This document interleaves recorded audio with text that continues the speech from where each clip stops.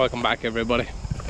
Today's video is going to be on staying cool when things heat up, especially during a race. So really important video, just because of the high risk that there is involved with heating up, and it's kind of such a negative effect on your race. So before we get into that, thanks everybody for watching the video last week on visualization, liking it, leaving their comments. People that have subscribed, thank you very much. More again next week. On Saturday the video will be on applying lube, so check that one out. Again, something that can make a big difference during a 200-mile race. So let's get into the day. Visualization, it's been done, dusted, so let's hop into staying cool on the trails.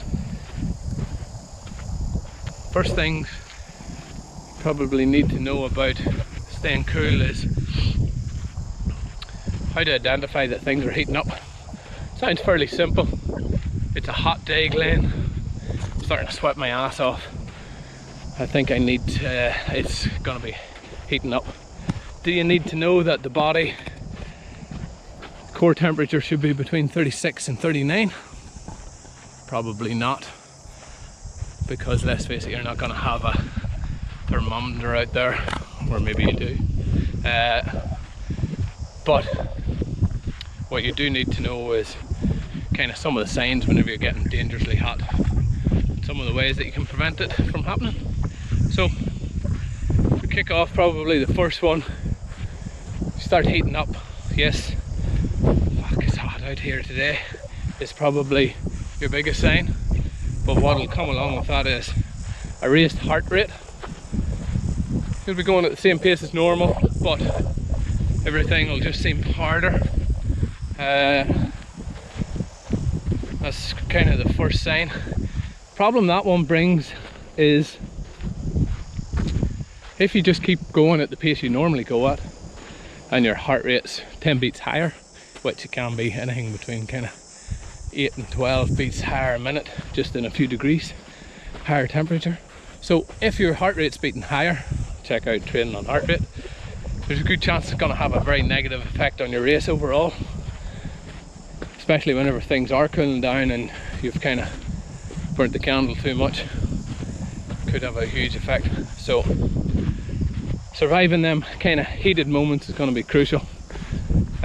Some of the other kind of key things to look out for to kind of show that you're getting dangerously high is, one, sweating excessively, or your sweat then stops altogether. You know that you have kind of pushed it too far, you're too hot. Fatigue, your muscles start getting deeply fatigued, and that's because your body's trying to control the heat and it's sending all its resources, blood, energy to your skin to cool your body. So that's going to be taken away from your performance level straight away. Another reason that you should be easing back. Headaches, confusion, dizziness, blurred vision, all signs that you're getting dangerously close, guys, till overdoing it. So please make sure you're aware of that, because I think everybody will agree no race is worth dying for at the end of the day, and people have died from heat exhaustion. So let's treat it with the respect it deserves.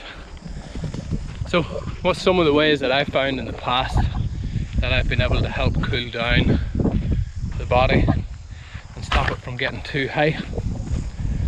First thing I would say is the pace. Talked about it, your heart rate's already high.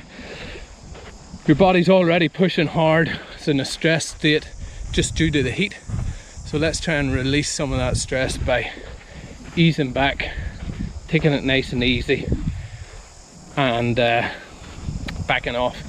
Might mean a difference between 2 or 3 minutes per K, and that's okay, because trust me, if you get heat exhaustion, they end up in the hospital and you race over, or worse.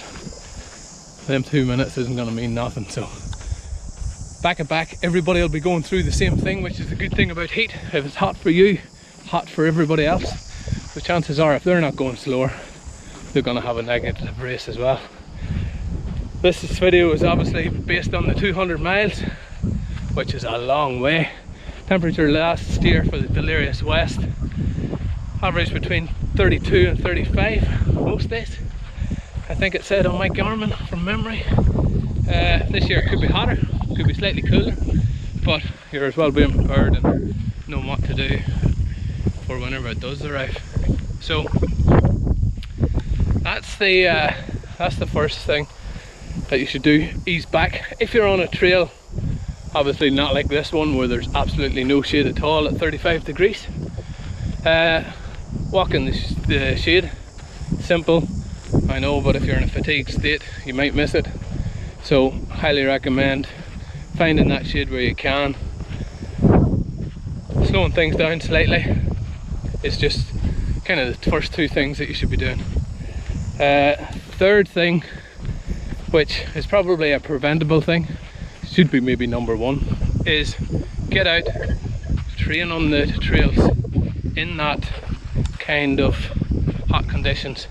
You know, if you know it's going to be a hot race, if you know there's a high chance of it going to be a hot race, getting your body acclimatized is probably the way to go. There is definitely proof that the more you train in the heat, the more your body gets accustomed to it. So quite often in the past I've seen me training for hotter races in cooler places like Ireland, where I've had to put on extra layers, t-shirts, jumpers, coats, just to get my core temperature up into that high thing. So if you are coming from a cooler climate and you don't have that option, as I say, get as used to running in the heat as possible. Get your mind in a position where you're used to dealing with the heat as much as possible. And it might sound wacky, it might seem very extreme out, but check out a guy called Wim Hof. Firm believer in that we can cool our body temperature, control our core temperature. He actually does a lot of cold stuff so he can heat his body up, but he reckons it works the exact same way. And I must say, after following some of his advice and doing some of his cold training, I have found it very easy to relax the mind, breathe deeply, relax the body, keep the body cool whenever things are going very hot. So for me it does work. I've proven it in races where I probably shouldn't have finished and I shouldn't have kept going on, where other people have dropped out due to heat. I've been able to relax, get that temperature down, and you know, just breathe, a bit like a meditation state. Get the body so that you're feeling cool, that you're not feeling heated up and putting more stressors on the body. So there's a lot to be said for what part your mind plays in it. So highly recommend people do a little bit of research into that. Some of the other ways of keeping cool while you're out there is the obvious ones. Cold drinks, gonna need lots of drinks, warmer temperature, lots of water, lots of fluids going in to keep you nice and cool. Clothing, big part to play in it. Light clothes, don't be wearing black hats like I am today. Kind of white, reflect the sun, white t-shirts, kind of light colours, just so that it's not attracting more heat to the body. Also a great idea is at the aid stations, have your crew let them know to have ice ready. Icing under the hat I found works really. Under the hat cools the head, obviously leads to cooling the body then as well. Back in the neck, so a neck scarf, a buff dipped in cold water, ice, wear that as you're leaving the aid stations. Keeps you cool. Anything that you can cool the body down for even that 10 or 15 minutes is a great help. Compression sleeves, you can now get the cool ones. White, get some ice in there, dip them in cold water, whatever the case is, keeps the body cool. That's some of the tips that will actually keep you cool while you're out there running and going through the motions. As I say, personally, I find that all them things work great.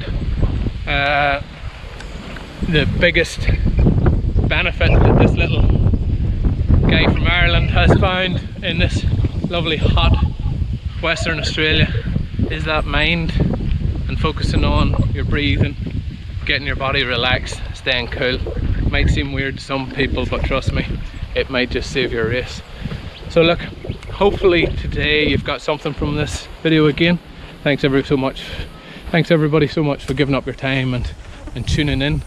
Little quick note on how I'm doing before I go, but I know a lot of people tune out at this time, so it's only for you dedicated people. Training wise, kind of on and off, running them up till about 4k is my longest run so far. I did the calf, kind of didn't react great to that 4k run, so that's why a lot of walking today. Still have to remind myself it's only 4 weeks since my calf went, and not to be pushing things too much, but that's my internal battle in my head. So yeah, look, hopefully another couple of weeks and I will be back to running more consistently, and getting the last few weeks before the race. What are we, 10 weeks today? Woo! 10 weeks today to the Delirious West, so hopefully the body holds up for that, and I hope everybody else's training's going well, guys. I really do. Don't forget, drop me a line anytime. Any more questions about training in the heat, you can get me on just post a comment on the YouTube page, or if you want to reach out on Facebook, private message. More than happy to answer them questions, guys. Have fun, and thanks for watching.